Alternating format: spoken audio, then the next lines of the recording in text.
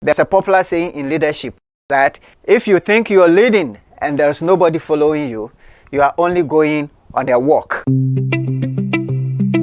On this platform, you are going to learn principles of leadership. You are going to encounter different leaders. You are going to learn about how you can grow as a leader, how you can make an impact.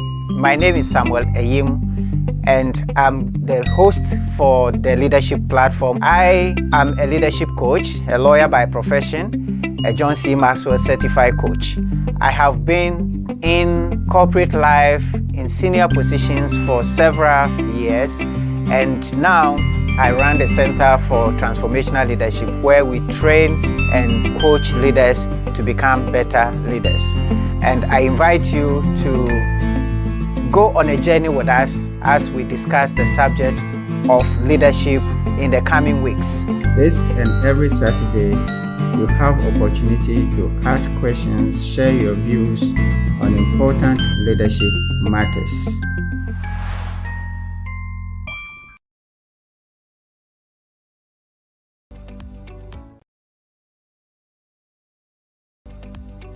Hello everyone, my name is Elsie and I'm excited that I just completed a 15-week journey with the CTL Africa team on the 15 Laws of Invaluable Growth by John C. Maxwell.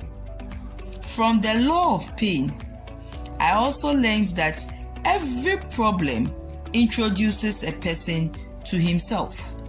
Honestly, till you face a problem, you wouldn't know the things that you actually have within you. The journey for me personally was a wake-up call. Before I joined this journey, I wasn't actually learning at all. I wasn't adding any logic to what I knew. So the law of trade-off is saying that you have to give up to grow up. So things that I think are not going to have maximum impact on my life, I have to trade them off. I want to grow. I am not stopping now. I am continuing. And as far as I'm concerned, like it says, you cannot give what you don't have. I definitely will have to give what I have learned off to others and then get more so that I can continue giving. I am not going to be a reservoir. I am going to be a river, and therefore I'm going to continue learning to be able to give of my best. Ordinary people can achieve extraordinary results on a consistent basis if they have a system, if they have a plan.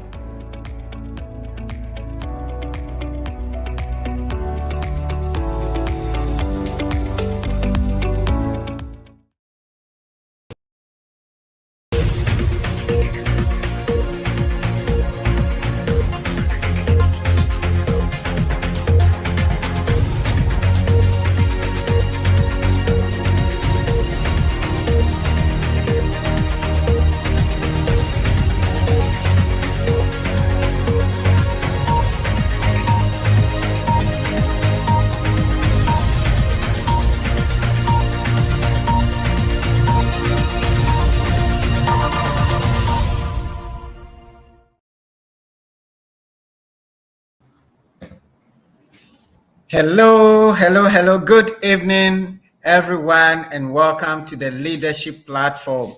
My name is Samuel Eyim, and I'm excited once again that we at the Center for Transformational Leadership Africa are able to bring to you the Leadership Platform. This is a platform on which we provide knowledge, practical principles of learning, of leading from accomplished leaders. We also bring you different levels of leadership, and we hope that your presence on the platform would enable you to be able to improve your performance, to be able to understand leadership better, to be able to energize and motivate your teams, and more importantly, motivate yourself and unearth the potential that God has invested in you. So we want to thank those who have connected already, and those who are yet to connect. We pray that you'll be able to connect. And if you're connected, we encourage you to share, to announce yourself, tell us your name, and where you are connecting from. And we are always proud to announce you to the whole wide world that you are here. I know Sarah Jessiapia is here from Switzerland. She's connected at the background. Kofi is here. And we have Vivian. All the team members are supporting, and I want to thank all of them. But this evening, we are going to talk about performance thinking. And so I want you to share the link to your colleagues, to your friends, to everybody who you know, because this is going to be an interesting and powerful session. Now, we know that many of you connect, but you don't share. For example, last week we have over 100 people connecting. I believe maybe only 10 or 20 connect and share their place. So we encourage you to share where you are connecting from, to share the link with your friends, like our YouTube page so you don't miss anything. So and like our Facebook and subscribe to our YouTube page so that you don't miss anything. Follow us in all our social media platforms, CTL Africa. All right. So before we go on, I want to remind you that we continue to run different programs at different times. We're running the fundamentals of leadership. We want to encourage you to register where you're learning the foundations of leadership. We're running Developing the Leader Within You, where we help you to develop the skills that you need. We are running the Put Your Dream to the Test, where you take your dream and shake it and test it to see whether the dreams can actually come to actualization. So please reach out and share and register for any of those programs. The growth journey continues to run. So these programs are all ongoing, and we encourage you to register for some of them to have a deeper learning from what we get on the platform. We also encourage you to share with your head of HR and other training leaders in your organizations, where we'll be able to come and share some leadership thoughts to energize the team, or to take you on a full program of training for leaders in your organization. All right.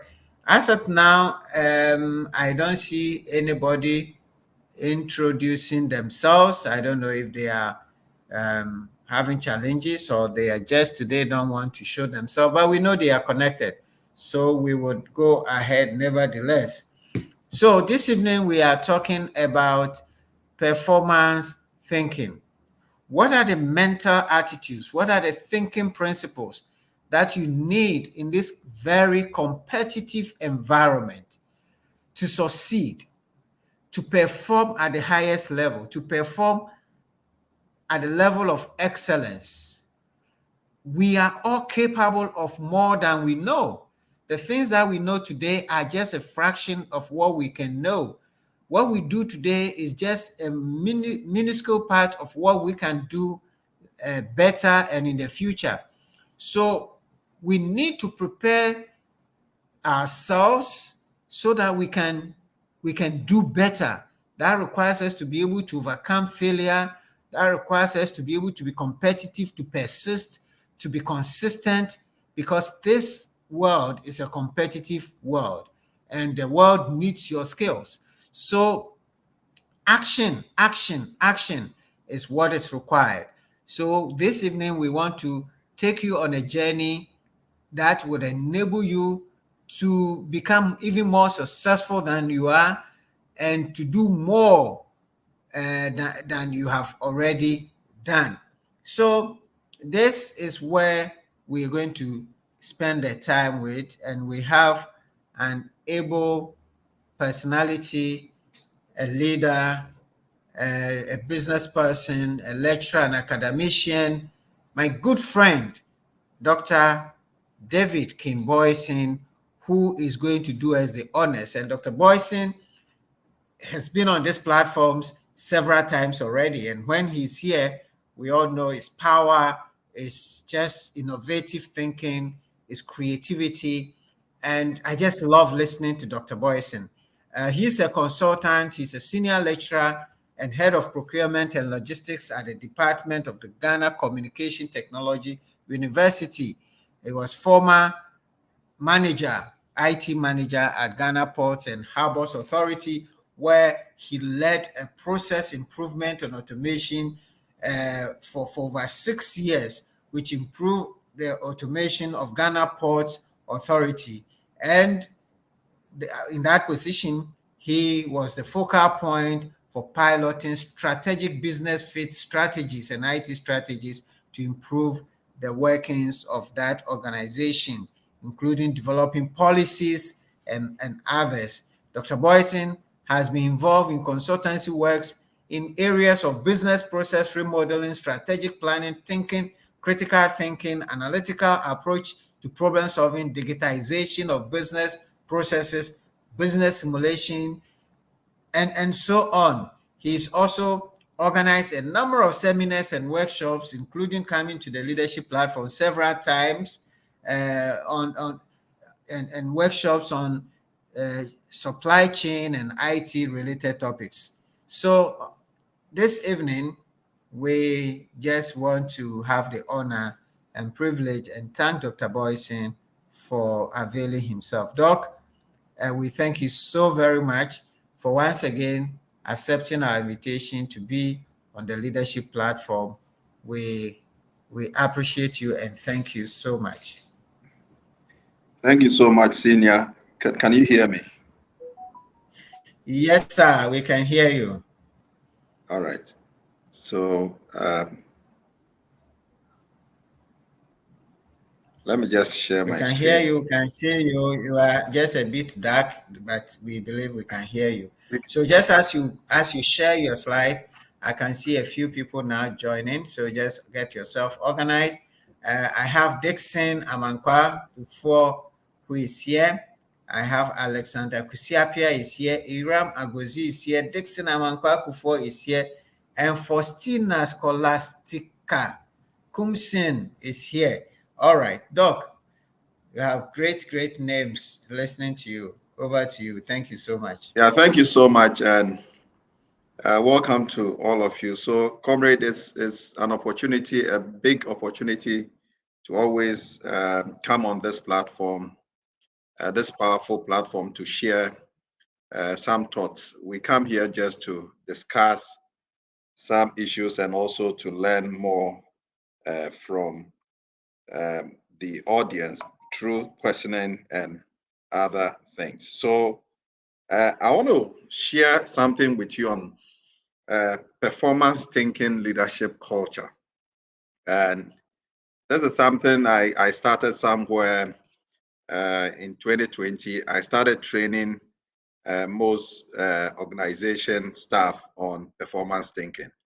And I think that as a people, one of the key things that is expected of us as leaders is to perform. In fact, we are all on the performance platform. And whatever we are doing, whatever sphere we find ourselves or arena we find ourselves, we'll be performing. And that is why performance thinking is very, very important and crucial. So if you see on the screen, how can I make my screen bigger? I think I'm being seen rather than the screen. So yeah, good. So the concept of performance thinking, thinking, it's something that is not in vogue. There is a group, they call them 6 Box, who started this thing some years ago. Now the whole concept, the whole understanding was that leaders should have that culture. And when we say the culture, we are talking about the norms, the traditions, the thinking of what? Performance. Because whatever we are doing, whether we are in the church house, whether we are politicians, whether we find ourselves in the classroom or we are consultant, anywhere we find ourselves, whether an artisan, we are supposed to perform.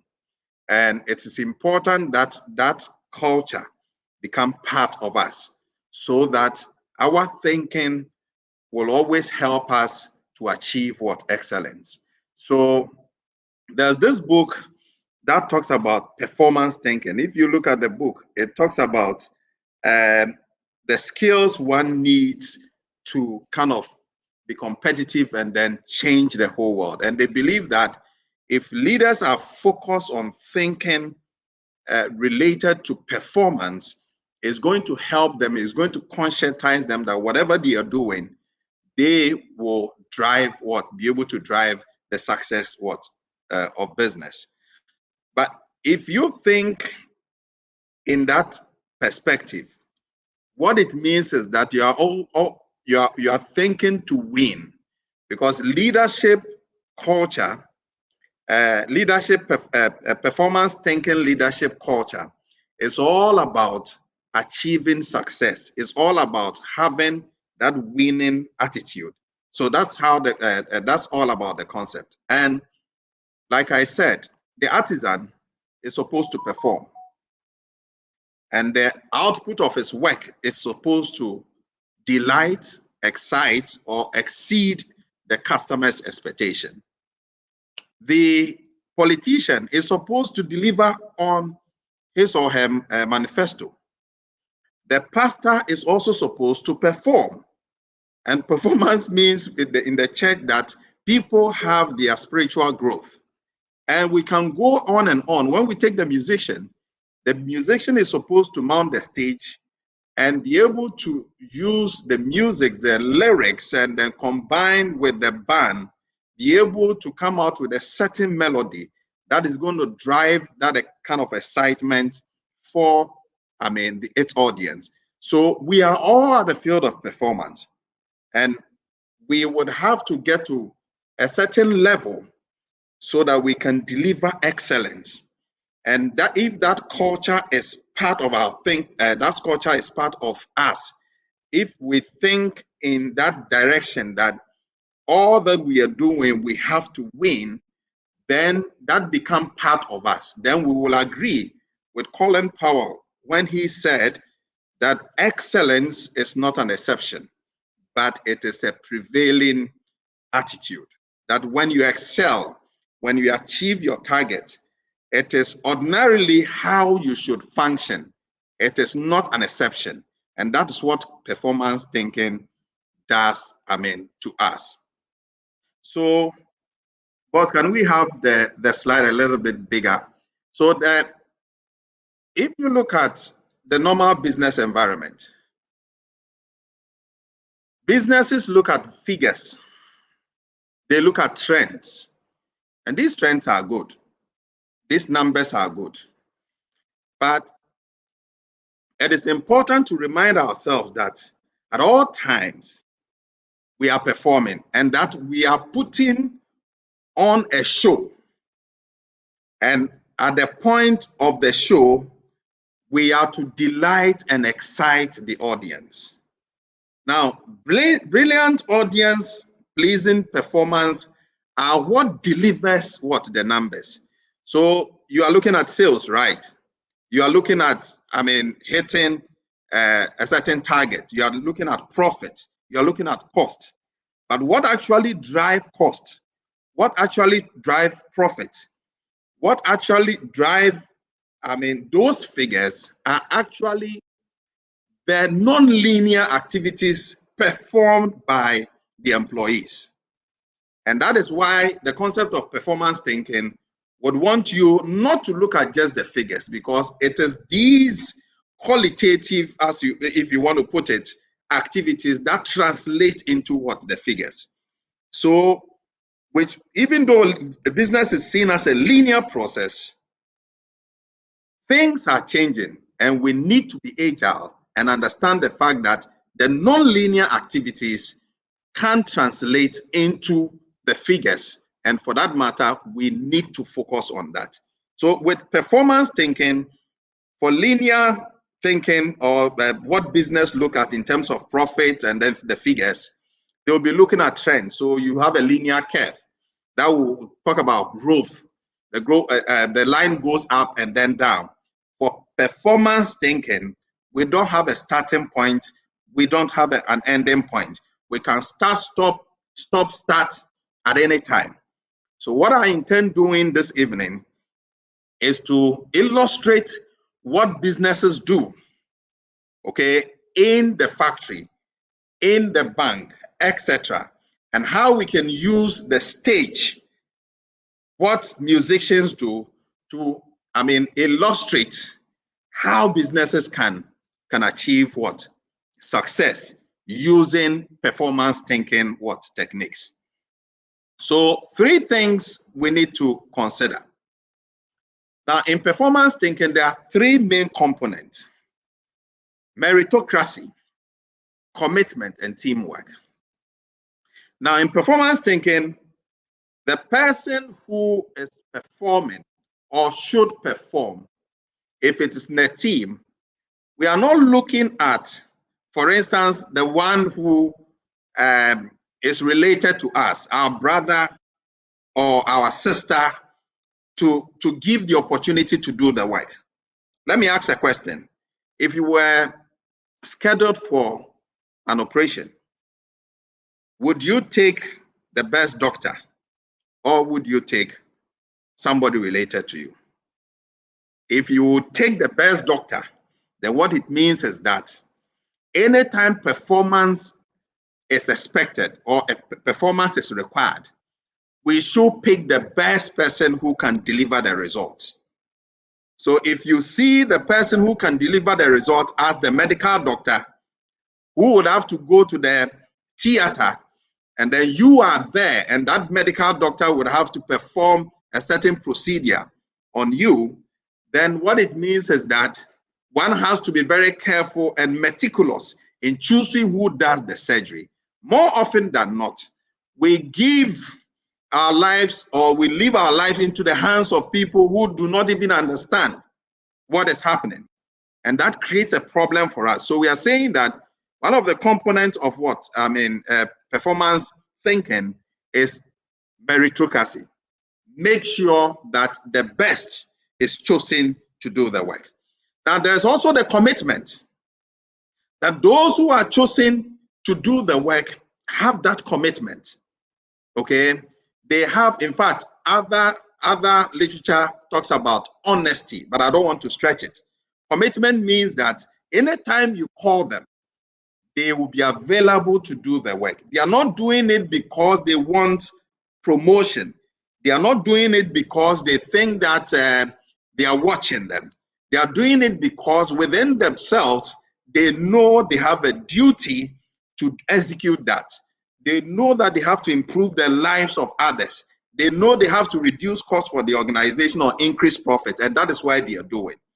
And then the third one component is what? Teamwork. The person could be good. The person could have that commitment. But if he is unwilling to work with a team, if he's unwilling to listen to others, if he's unwilling to, as it were, step down and then bring the ego down to be able to, work with the other people, then that person might not fit that criteria. So these 3 things are very, very important. In fact, the Singapore model of leadership, which they call the MPH, talks about meritocracy, pragmatism, and honesty. And that is what helped Singapore to move from, a low-income country to where they are now as an advanced country or developed economy. And the concept of performance thinking looks at meritocracy, which is part of the Singapore model, but replaces honesty with what? Commitment. And then there is also what? Team work. Now, so there's this song that we all know. It was produced somewhere in 1985. It won the Grammys Award, and it was composed by Michael Jackson and Lionel Richie. The famous Quincy Jones was the director. Now they needed to tell the whole world that Africa needs help, and then they need to support Africa. I think around the 80s, the early 80s, there was this issues with shortage of food and all that, and something these musicians needed to use their fame to do something. Most of them were blacks. I mean, they trace their lineage to Africa. So Michael Jackson came up with the idea, and then with Lionel Richard, decided that we need to put up a performance that has never been been done before. And that performance we need to put up, it requires that we select the best people across the world, the best musicians. We need the musicians who have the attitude, who are not, as it were, racist, and who are willing just to step down and then work with the team. Can you imagine that you are having you are having Messi, you are having C. Ronaldo, you are having all the, assuming these guys were around, Pele, Maradona, and all of them in a team, and they would have to be coordinated to achieve a certain success.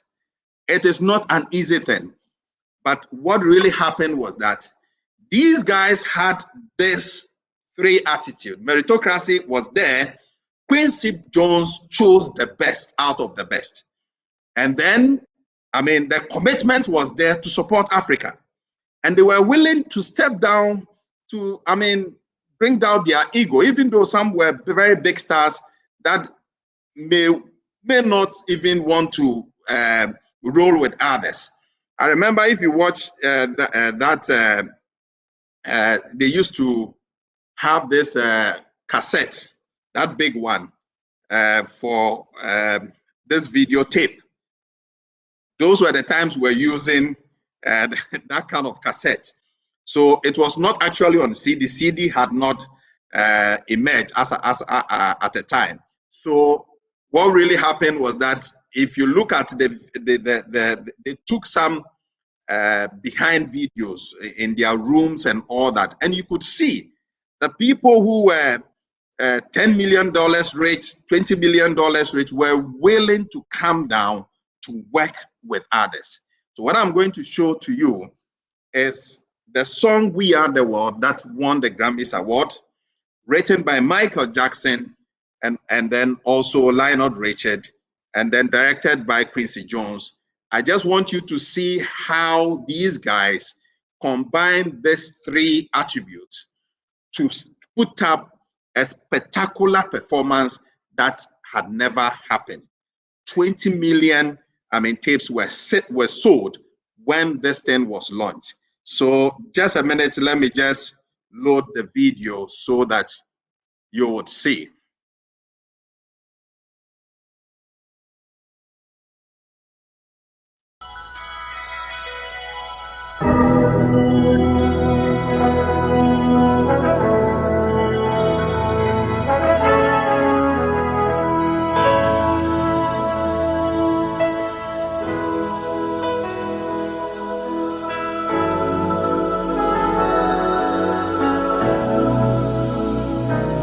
Now, they decided to use Lionel Richard because of his voice pitch and because of the fact that Lionel is a good starter when it comes to music. In fact, Kenny Rogers made a comment, a remarkable comment about Lionel Richard, that when it comes to music, if you want to pitch your voice very well, Lionel Richard is your guide. You can check on that. That statement was made by Kenny Rogers of blessed memory, and he even told us how Lionel Richard was able to use one word. There's a song they call "Lady." Lionel Richard wrote for Kenny Rogers, and then that was one of the remarkable songs and most identifiable song that was able to help the career of Kenny Rogers. So Lionel Richard has always been seen as a starter. With a very deep voice, see how he started this song. time when we heed a certain call, when the world. Now, this guy, Steve Wonder, is seen as one very great musician.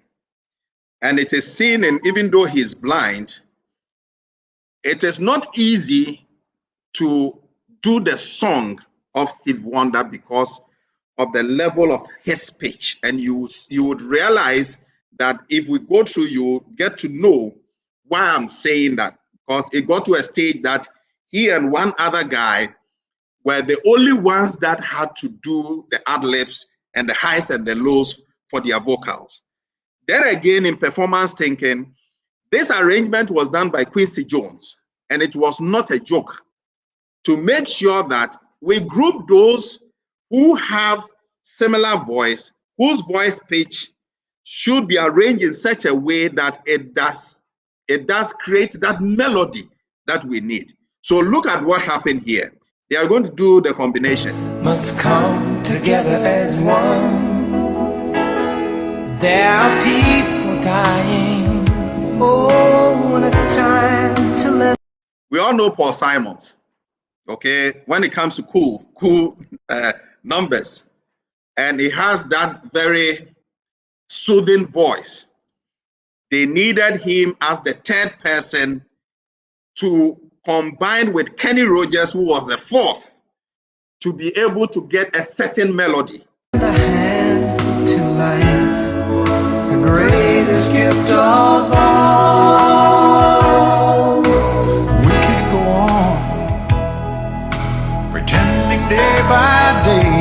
Now, after Kenny Rogers combining with Paul Simons to get that melody, he reverts to his deep voice, now going up with another deep voice to pick it to the next level. Watch. That's someone somewhere will soon. So the voice has changed. Do you notice that?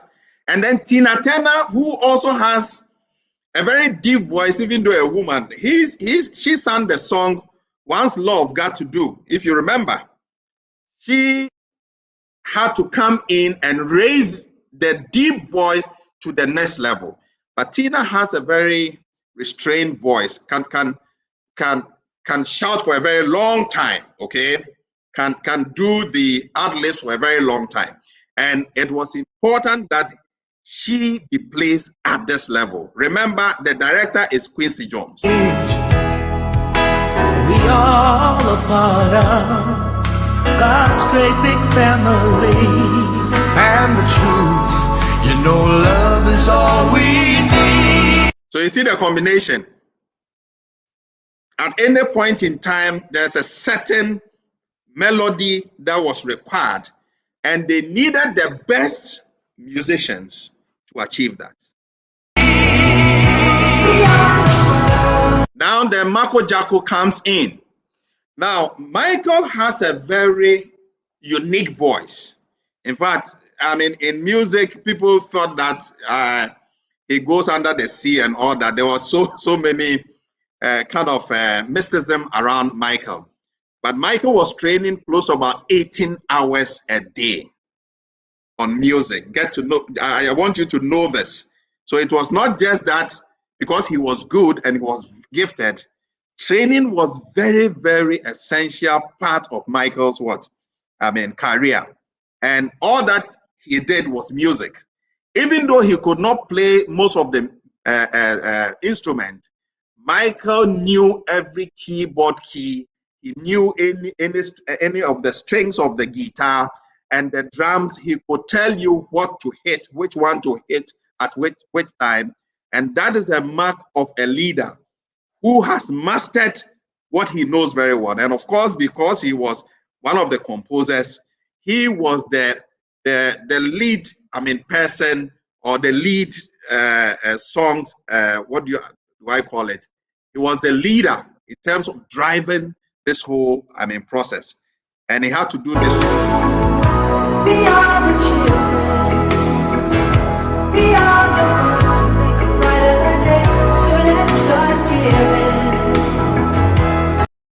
Now, from here, all the other guys who are coming, they are going to lift the tempo of the music to the next level. And Quincy had to do that. And you understand. So they start with the deep voice, Lionel Richard, move on, gets to Tina Turner, Kenny Rogers takes off, and then Paul Simons come, and then you have Tina Turner, it moves, Michael comes in, I mean, with his very tiny voice and very high-pitched voice. Then Diana Ross takes it over. Now, watch this. There's a choice we're making. We're saving our own lives. It's true, we make a better day, just you and me. Danny Wowa. Well, send them your heart, so they know that someone cares, and their lives will be stronger and free, As God has shown us by turning stone to bread. And so we all must lend a helping hand. We are the world. Now you see that Bruce Springsteen was struggling to sing this part. And let me tell you the history behind. This particular voice pitch, none of the musicians that were selected had it. So if you watch the original video, what they did was that they had to subject this guy into some series of training, voice training. Within that short period they met. So you can see how he's struggling to sing, okay? And he had to abandon what he knew and then just accept what the group wanted. And that's what I was talking about, teamwork, commitment. He was willing. He's a great musician. Bruce, very great musician, but had to adapt this new trend because this is what the team wanted. It was not about him, it was about the team. We are the children. we are the one to make a brighter day, so let's start giving. Another level being established from this part, another pitch. Oh, there's a choice we're making. We're saving our lives. It's true, we make a better day, just you and me.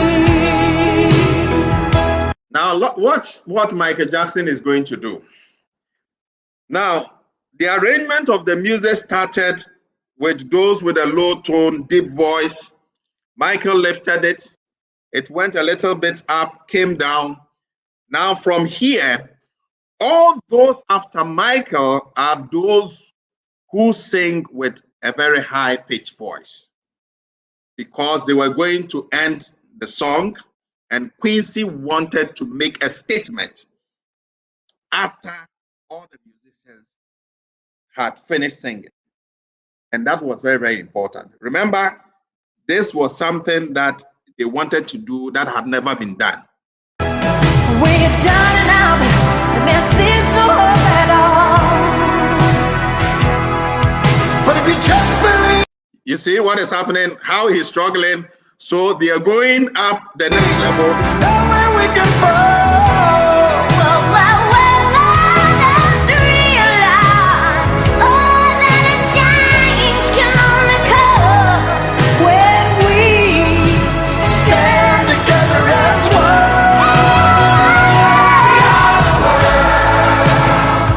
Music is done. Music is done. It took these guys like a week to achieve this. I remember when they wanted to start, Quincy was looking for that voice pitch that could start, that melody. You know, in music, what you have to do is you use a certain pattern, maybe pa pa pa pa pa pa pa, or pa pa pa in that order. So they didn't know what to do. And I remember Quincy entered Michael's, room. They had their own rooms. And then asked Michael, we've been struggling. And then Michael said that, okay, why don't we do this? We are the world, Shala. We are the children, Shaling. Then Quincy said, we got it. Yes, we got it. And all of a sudden, even though they went on recess, he said, I just got it. Come. Then he started. So that thing that Michael did gave them the lead, okay, to be able to start, because they had everything, but starting, the tempo that they needed was an issue, even though Quincy was very experienced, because of the teamwork. And you see, with such a team, when they come together, the synergy that generates out of it is just something that, it's just unbelievable. But most times when you have the great guys working, rather, it engenders enmity and other things, rather than taking advantage of their strength to achieve something massive. And that's what they did. We are the children. We are the ones who make a better day. So let's start giving. Now remember, there were other musicians that were selected, that were part of this team. They were even more than the team that sang. But they were the backbenchers, okay, that were only given the chorus to sing. And they didn't have any problem with it. I can show you some of them. This lady is not part of it, right? She's there. This guy is not part of it. You will see Jermaine Jackson, who was also there, the brother of Michael Jackson. This guy was also not part. This is Quincy, the legendary King Quincy, one big guy. This is Jermaine Jackson. Okay, Jermaine Jackson. I think he comes before you have Jermaine Jackson, Michael Jackson, and then you have Janet Jackson in that order. Now watch. This guy was not part of the main team, but his role was to play something very significant to make sure that they rap the whole song very well. There's a choice we're making. We're saving our own life. It's true, we make a better day. Just you and me. We are the world. Now tempo changed. We are the children. We are the ones who make a better day. So let's start giving.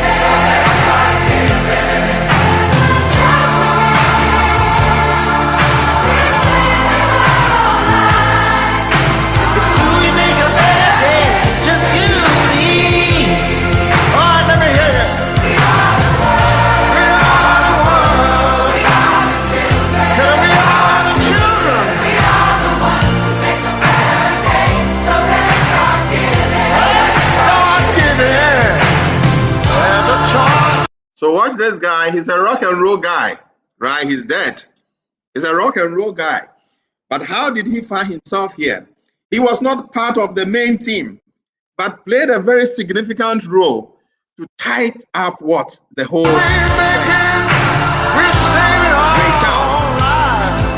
It's true, we make a better day. Look at what he It's was you doing and me. Come on now, let me hear you. We are the world. Okay. So this is Steve Wonder. And that is why I'm saying that it is difficult to always do the song of Steve Wonder. And look at the combination with this guy, this Spencer guy, whose voice was created, was not something that existed, but was created. Now look at the combination with Steve Wonder. We are the children. We are the children. We are the ones who make a brighter day. So let's start giving. So let's start giving. There's a choice we're making.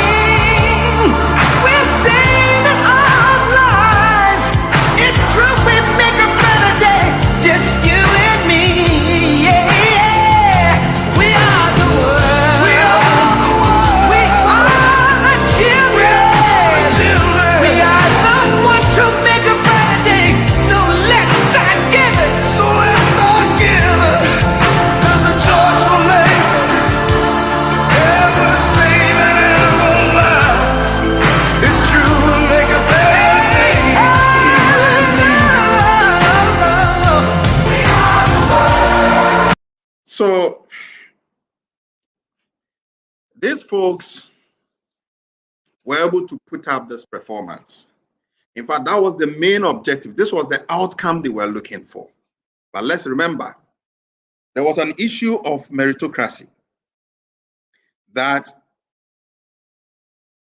they ensured that only those who qualified, who had the competence, who can deliver, they were the very people who were selected.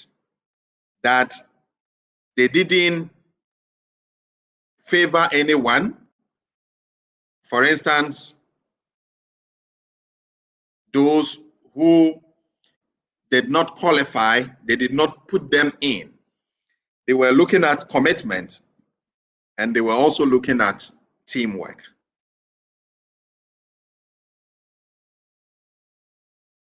Let me share the main slide so we bring this discussion. Please, you can see the screen. So, you can see the screen, right? Hello? Am I being heard? Hello?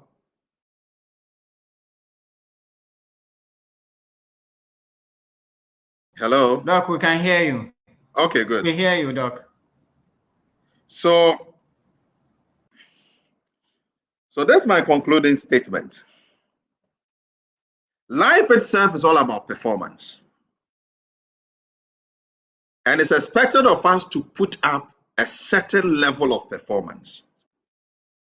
And to be able to achieve that, it is important that in our daily life as leaders, we imbibe that culture of performance thinking as part of whatever we do. Because if we are selling, if we are delivering a service, if we are at the political front, if we are artisans, we are supposed to perform at a certain level to delight our customers, to exceed their expectation. But if that mindset is not there, that is going to create serious problems for us. And that's why I align with Colin Powell, who says that excellence is not something that is extraordinary, but it is a prevailing attitude.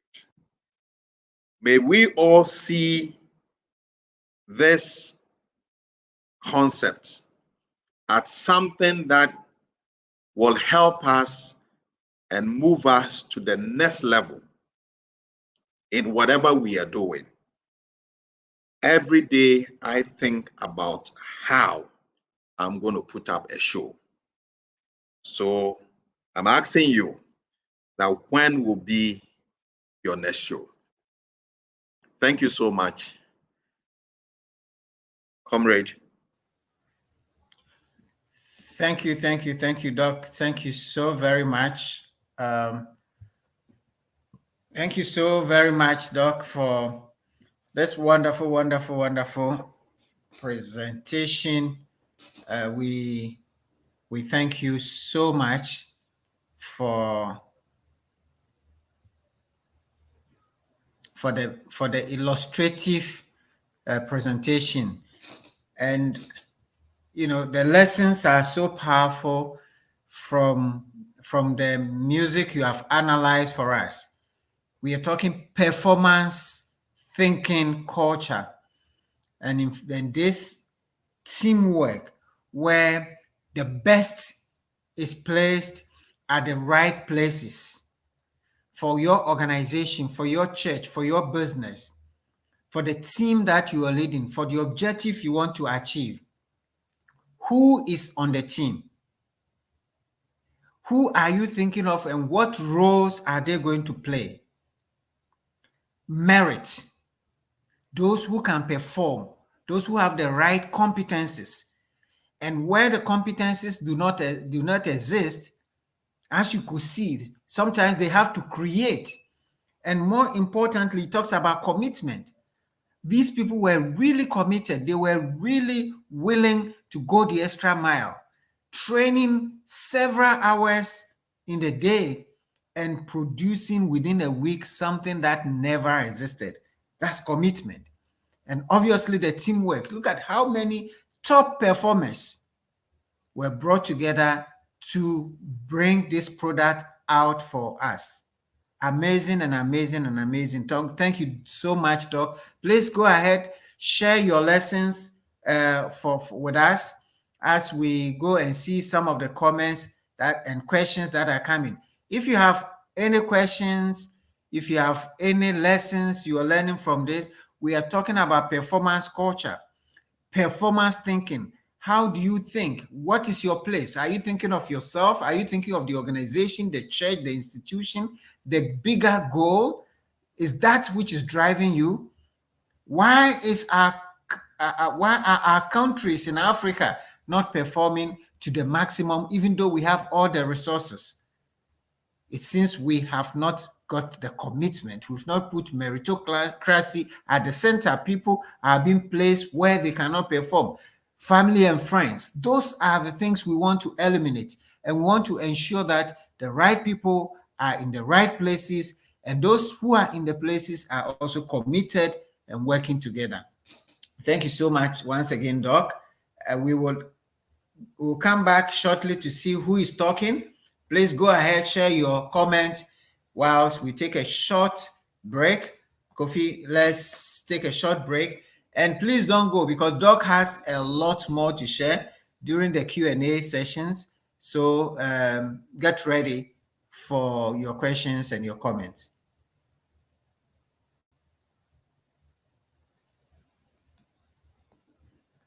All right, let me see if Kofi is there. If Kofi is not, let me just see who is in the house with us.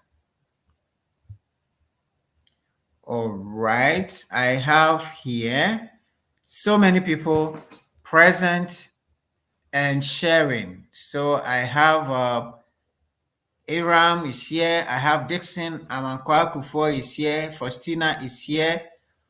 Dennis Ahe from Sakumono, good to join. He's here. Kwame JB is here from the UK. Daniel Musioki Kisiwi is here. He says Shalom. I hope I pronounce your name well, Daniel. Wisdom Semako is here, connecting from Accra. Seth Azraku is here. Good evening, he says. Abedonko is here. Good evening, he says. Patience is here. Kojo Mawenam, looking for questions. Patience Doche says, very interesting. Abedonko, the team's goal, very critical. Indeed, the goal that the team sets themselves is very important. They need to be clear on the goal. You can't perform if the goal is not clear. We have Al Hassan Idrisu Mohammed says good evening, and Patience is teamwork. And yes, all right, good. I see Sentil Nathan is here. I see Rosemary Dufie Adupoku is here. Iram says, thanks for the lessons, Doctor. What is the best way to develop an existing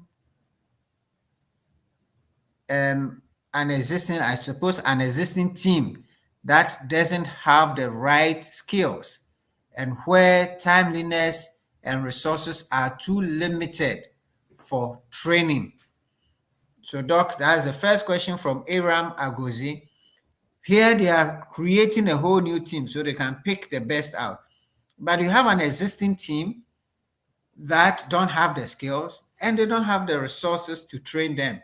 How do you recreate this team? That is Aram's question for Doc. Please note it.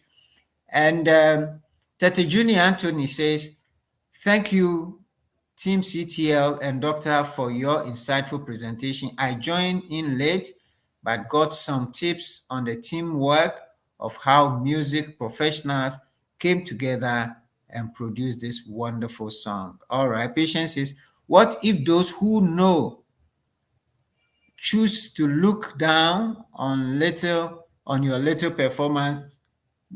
So that's a question also, Doc, number 2. So you're going to come quickly to answer those 2 questions. What if those who know look down on your little, she says, performance? So they don't value your performance. What do you do? And Abedonko says the teammates' values always aligns with the team's goals to experience great outcomes. That's a comment. Henry Ni Aite Ajin is here from Dansuman. If culture is a way of life, how do we start the process of developing this culture? So those are 3 questions there. I'm going to wait there. There are more comments coming. Please go ahead and share your comments, and Doc will come and answer them. Very educative, Mauko Mensa says, and Emmanuel Ashite is here with us. So, Doc, come over and let's address those 3 questions that we have been thrown to us from Ephraim. Yes. So there was one question about you being looked down upon, yes, in terms of your value. And the reason why we need to, in fact, this is not just for the leaders, that every single person in the team would learn how to will inculcate this thinking pattern into his or her life, because it's not one person's responsibility. Because I agree with you, if you have a leader who is so bossy and would not want to accept your views, it becomes an issue. But let's start from today that ourselves will take these 3 main components. Meritocracy. We are all leaders, and Lawyer Yim has been telling us that anywhere you find yourself, you'll be leading in a way. So in your own small way, if you start accepting views from other people, no matter how you see those people, whether they are of a high caliber or low caliber, and then you accept them, then you'll be helping to shape that kind of culture that we are talking about. Now, if you look at the team, as I like the way Lawyer Yim did the analysis. If you look at the team, it was very nearly impossible to bring somebody like Michael Jackson to write a song with Lionel Richard. Think about it. It was nearly impossible because these are extremists. Okay? Lionel is one of the best composers that you can ever find. But Michael is also one of the best singers. When it comes to stagecraft, Michael is almost the best. So for them to sit and write a song, it means that whatever they all brought to the table, they did not disregard each other. The issue of ego that I'm there was not part of it. And that has to do with another concept we call pragmatism. And it's one part of this Singapore, their model. That pragmatism, as it's being defined by this famous Chinese guy, he says that when a dog is blue, it is blue. And when a dog is black, it is black.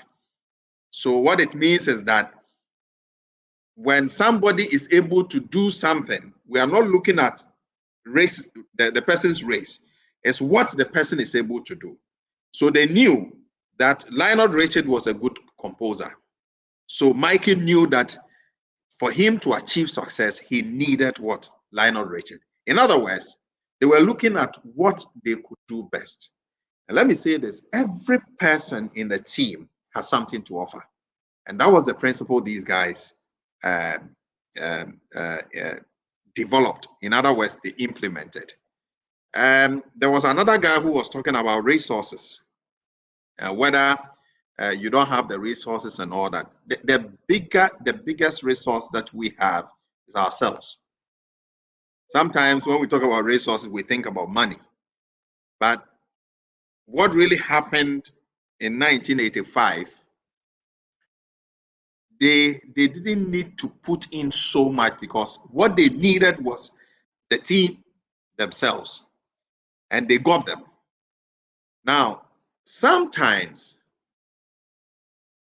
the team you put together, like in our case, and I can tell you, if you go behind the whole thing, it was Michael who paid for the accommodation. In fact, he sponsored everything, even though the composer was Lionel Richie.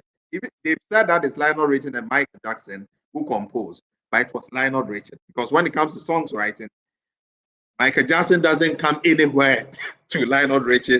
And Lionel Richie had written a number of songs for Michael Jackson. If you don't know, for him to sing. Okay, but Michael decided to devote himself and then sponsor. I heard one guy who is one of these social media commentators saying that Michael did a song, Heal the World, and brought about 1,000 children on that stage in the US. He sacrificed and spent about $10 million for that. But guess what? When he was done, his record, the sales was over 100 million. 10 million, 100 million. So that commitment and that sacrifice was there. So the question is that, since we don't have the resources, who is ready to sacrifice on the team? Sometimes when we talk about resources, we don't have the resource. The person who is saying do not have the resource has something to offer, but they are rather looking at the other person to do the contribution.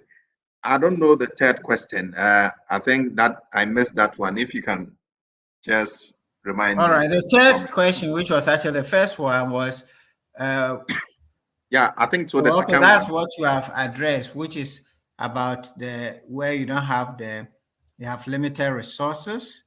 You have addressed that one. Then, all right, so let me go on. There are a few more questions. What if those who know choose to look down? That you have also addressed.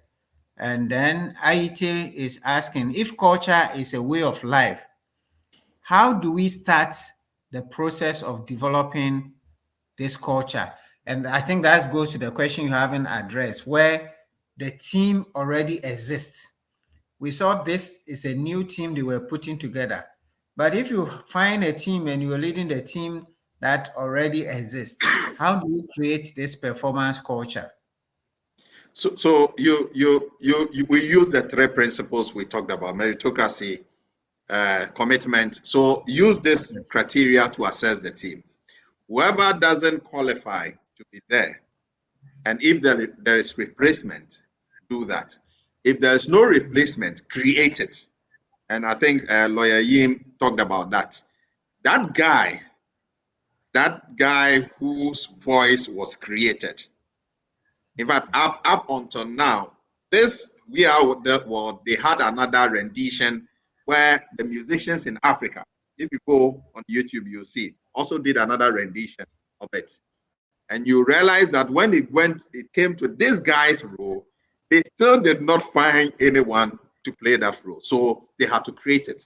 This one, they had to bring the rappers, Snoopy Dogg and other guys to come in, rap in, just to monetize, do the monetization. But there's existing group. Check whether those guys that were put into that group qualify in terms of the three components that we discussed. If they do not, and it means that you have to drop them, I mean, you have to do that. And that's the pragmatism we're talking about. Most times we want to keep the group we know we are not performing, we are not achieving, I mean, the success that we want to, but still we will still want to maintain them, and that will not work. And that's where the commitment comes in. Yeah, that's very important, because if you keep non-performing members on the team, you do two things. One, you don't do a favor to the non-performing person because he's not producing anything. Two, you discourage the performing team members, and eventually the whole team become non-performing. So the courage, the pragmatism to be able to decide to take people off the team and bring in new ones is very important. All right. So Mauku says, I wish I get enough time every Saturday to be part of this wonderful class. God bless your team. Mauku, we pray that you get time. But if you don't even have time, all the lessons are on our YouTube, CTL Africa YouTube channels. We've done this for 3 years. Wonderful, wonderful, wonderful presentations, all there for you for free. All right. Abedonko says, ask this question: how to make the challenges of a team of different generation. Okay, so I think the question is, how do you manage the challenges of a team of different generations? So that's one question for you. Let me see if there's another. Dixon Amankwa, how does one develop performance thinking?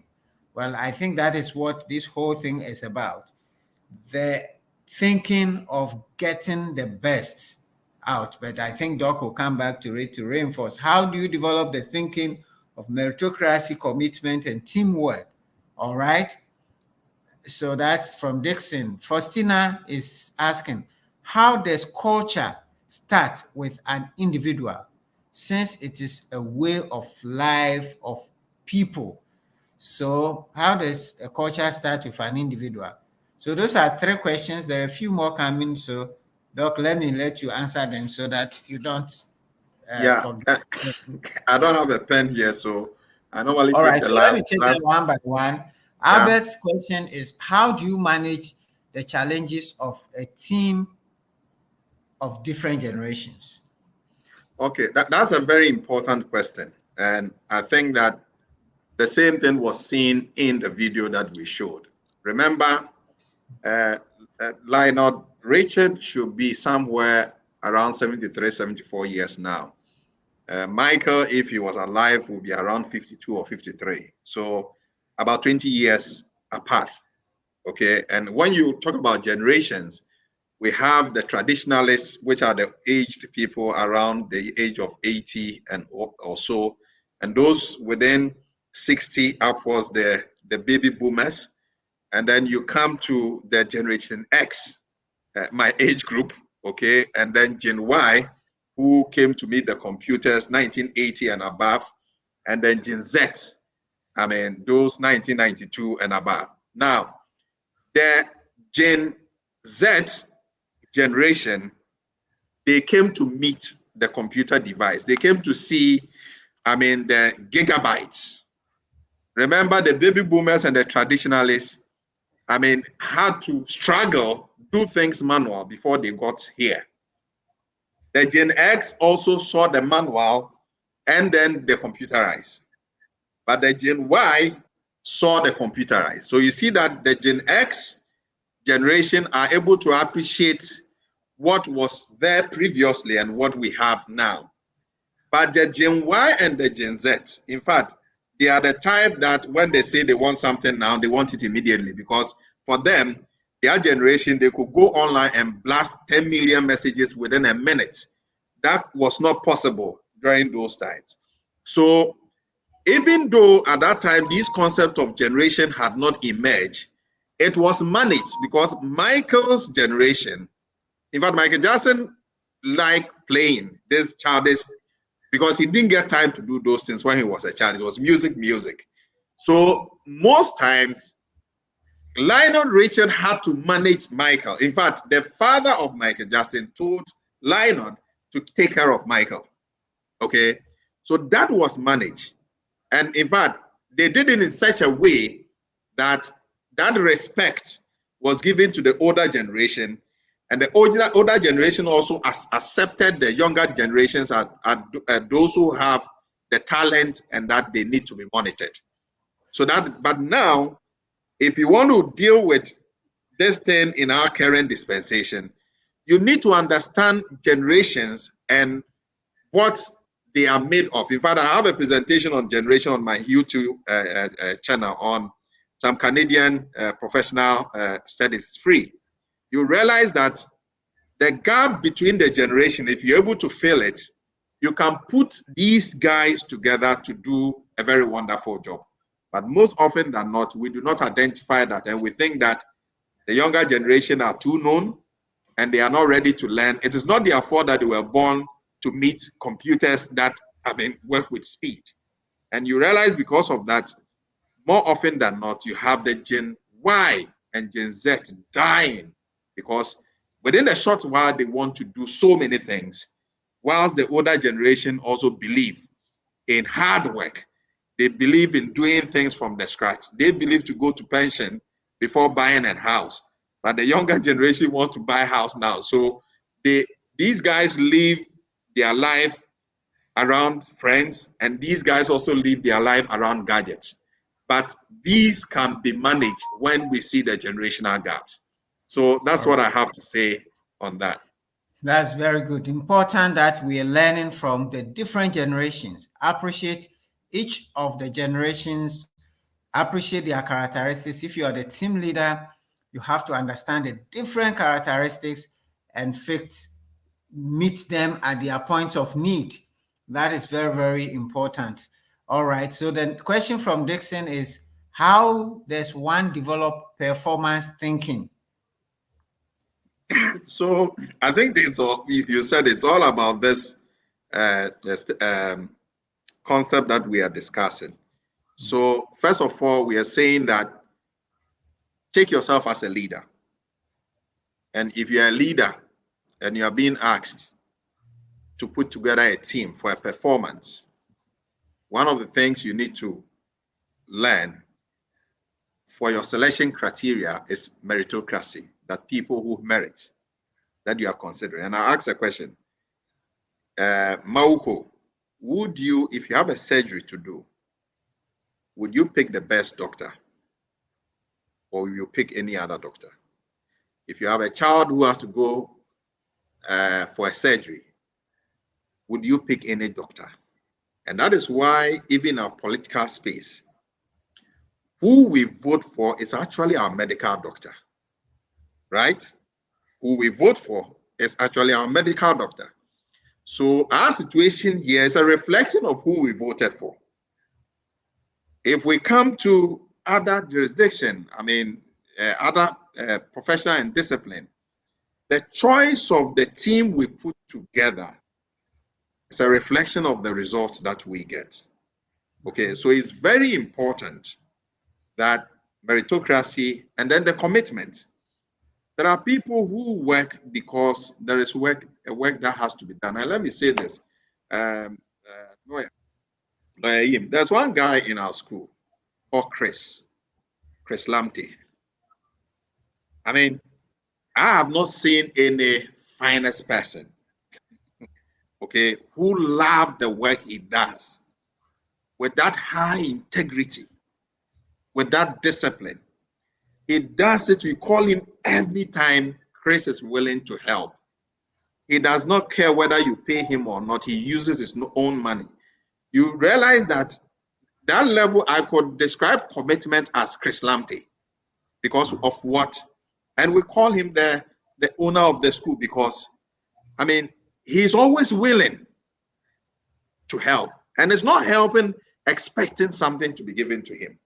Yeah. That is the level of commitment. So if you want to develop, you yourself as the person should start first. That in anything I'm doing, if I'm choosing people to put up a performance or to do a certain work, I will have to consider meritocracy, 2, commitment. And the third one is when we say teamwork. You see, we were saying that, okay, these people, they will look down upon us. All that we are saying is that pick people who have the humility to accept ideas from other people, who can, decide to put the ideas and then listening. Those who have listening, ear. Not those who think that they are superhuman than other people. So pride and other things will not help any team member to be in that particular team. And I'm saying that if you put Ronaldo, if you put Messi, if you put Pele, if you put Maradona, if you put all those professionals in a team to be able to play and win, it will only take teamwork and humility to achieve that success.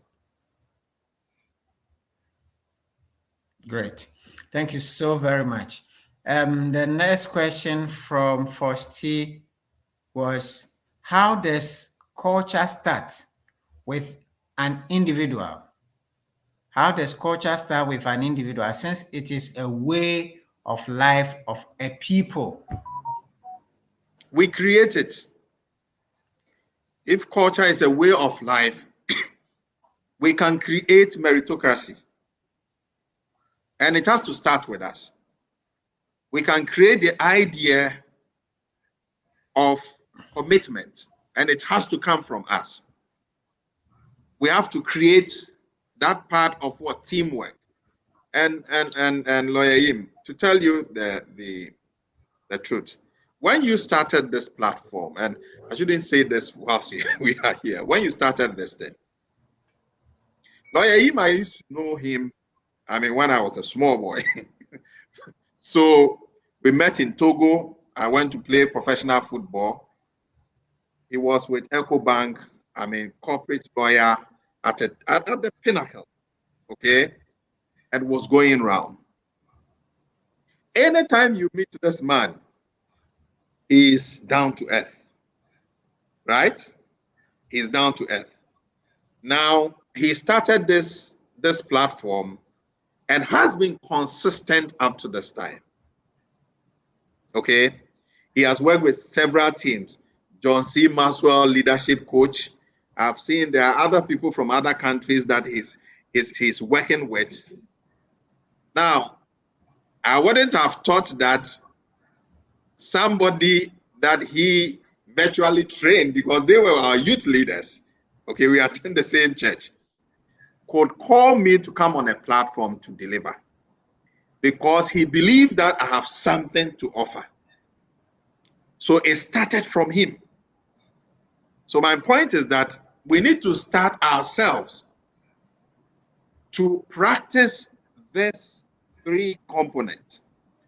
And once, let us not think about the other guy who has to do it. But when we know that it stops with us and that we start doing it ourselves, you realize that anyone we meet, any group we form, we transfer that knowledge to them. And in no time, we'll get, to the top. That commitment that we, Lawyer Yim, had is what has brought us here. And I can tell you the number of people who have been on this platform and have had that kind of transformation. Myself, I've watched a number of the videos. It has helped me, and it has I've added more knowledge to what I know. So consistency, commitment is very key, to you building that performance thinking culture. Thank you so much, Doc. I think there's a couple questions more. We have 5 minutes to run, but a question from Wisdom says, how long can you give a team member? I don't know if that question is complete, but maybe it is, how long do you give a team member to perform? And Doc. This could be very subjective. It depends on the task at hand. Yes. If the doctor will have to operate on you in the next 10 minutes, and if he doesn't do that, you're going to die, then the doctor would have to stop whatever he's doing to save that life. And where urgency is the rule of the game, then time will be of essence. But when we have time to develop, then we could give some period of time to be able to develop to that level. So it's all about how urgent. Yeah, I think he added a member who is not performing.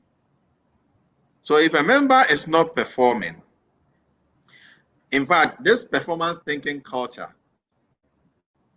is the way we do our things. It's the norms, the processes, procedures, how the society behaves or act in a certain manner. So there's something in conflict management, a group called high performance and the high conformers, low conformers, and then we have difficult people. So if you are managing such people, what you do is that you combine a high performer with a low performer. The idea is that you would want the high performer to be able to bring the low performer to that level, because the high performers do not have, in quote, patience for mediocrity. So what they will do, because they have been tasked to work with you, they necessarily have to bring you up to that level, or they meet you halfway. So in a team, you can do that, but you have to also be very careful. If the high performer is not that person who has learned some of these attributes, he might end up even aggravating the issue by, sidestepping the low conformer that will lead degenerate into something else. Yeah. Thank you so much. So you need to give enough time, enough coaching, team up with other people, provide the support. And when all has been done and the person is not able to perform, then obviously you have to make the hard call. And that is also very important, the ability to make the hard call and to ask people to do other things. Sometimes they're not performing because the role that they have been given, they are not able to perform. I'm sure that when they were creating this song, there were others that they tried at different roles and they said, you're not fitting here, go and do it on this side. And so that's what I will add to what Doc has already shared. And I think the last question I have here, let me see if this is the last question. How do you initiate your performance thinking to an old team? I think we've addressed this, but you are just joining them. So you are joining the old team. How do you introduce this to that team? All right. So that is the question for Doc. All right. Emmanuel say, my take home is I need to sacrifice something to make the crew or team be on the spotlight. That's Emmanuel. And Dixon says, God bless you for this wonderful delivery. My take home is you can give what you do not have. You cannot give what you do not have. Hence, we need to exhibit the attitude of meritocracy, commitment, and team player. All right. So, Doc, that was our last question. If you want to take that. I saw it on the screen. You give us your closing remarks. Let me bring it up once more. How do you introduce? 1 second. I think it said, how do you introduce? Not this one. How do you introduce high performance? You're a new member joining an old team, right? Yes. So, and here, we have to be very careful. If you're having an existing team and you're a new person coming in,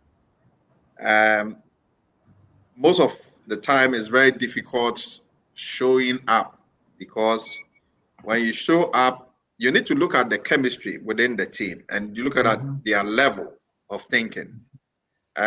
Most of the things that you will bring should be something that is suggestive rather than like a proposer, rather than trying to say you want to train them. And I did this where I used to work. I got into a team, they called the Strategic Support Unit. And then I knew that they needed some training on some basic skills, advanced Excel and all that. So what I did was I approached the leader and said that maybe we should organize a training in advanced Excel. And I know that they are very good. And I also want to learn from them. So when we started the training and whoever was training, and then at a point in time he will go, I said, okay, why don't we do it that way? Why don't we do it? I'm suggesting that we should do that. I ended up the next day being asked to train. In other words, they accepted me. Now, the acceptance is the problem. So if the team are unwilling to accept it and they see you as somebody who want to show that superiority of knowledge, then you are going to have an issue. Anytime you are joining a team, look at the dynamics. It's very, very important.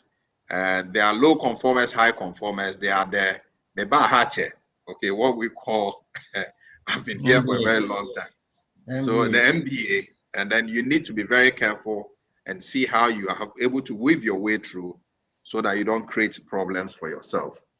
Now, my key ending note would be this. I would, first of all, thank this platform. I've been here a couple of times to share some thoughts. I mean, here, I believe I will be coming back to build something with critical thinking. That's also another thing that we'll be dealing with later. But more importantly, if you have not signed up to this platform, do that. Now, what this world needs is leaders. What we need as a country is leadership. What we need as a continent is leadership. Leadership is the cause of everything. The rest are all effect. So I'll plead with you, having learned this performance thinking attitude, that you make a conscious effort to imbibe this into your daily life. That you will not settle for anything mediocre. That for you, you take life as a serious business, and everything you are doing, you take it as that you are showing up, you are putting up a show. Every day, see yourself on the platform, on the stage, and that you are performing to excite, to delight, and exceed customers' work expectation. If you do that, you realize that you will never settle for anything, below excellence. And you should know that when you achieve the excellence, that is ordinarily what you should always achieve. There's nothing superficial to be too excited. That is where we should operate from, because the creator, the one who created us in a way that will function like him. He created us in his image that we will function like the way he functions. So if that is the case, then we shouldn't be functioning below expectation. Excellence should be our hallmark. Thank you so much, sir. And thank you, audience, for taking time to listen to me. Thank you so much, Doc. Excellence indeed should be our hallmark. We should go home with the excellence mentality. We should go home with the determination to have this culture of performance in ourselves and in our teams. We want to thank you. Thank you once again, Doc. Thank you, everybody, the team members, and thank you all for joining the platform. Setil Netansi, thank you very much. It was informative. I advise 2 of team members also to be part of the session. God bless you. And Alexander say excellence. All right. So on that note, I want to encourage all of you to sign up for some of our courses that take you into deeper. The growth journey, 15 weeks, take you on a long journey to develop the habits of excellence and growth in you, developing the leader in you. Each of you have a leader inside you. I encourage you to sign up for that. The Fundamentals of Leadership is also running. So get in touch and let's discuss how you can be a part of these growth programs. God bless all of you, and see you again next week when we bring you another great speaker, great teacher, great leader from whom you can share. Thank you and God bless you. Tomorrow, let's go give God the glory and serve him as he created us in his image of excellence. Good night. We spend a lot of time developing our professions, but we don't spend time developing ourselves. Look, as a leader, as a professional, you have to grow. You have to grow yourself. And to be able to grow yourself, you need to know yourself. A lot of us are not achieving the maximum we can achieve because we have not invested in our personal growth. So we are bringing you this special studies based on John C. Maxwell's book, The 15 Invaluable Laws of Growth. And we're going to just spend time with you and help you go through the principles that you need to be able to grow your person, to become a better person. Because if you become a better person, you become a better leader, you become a better father, you become a better professional. Do not miss this opportunity, as the masterclass is going to be very practical and discussional. It is going to be a limited number of people. So please register now to be part of the program.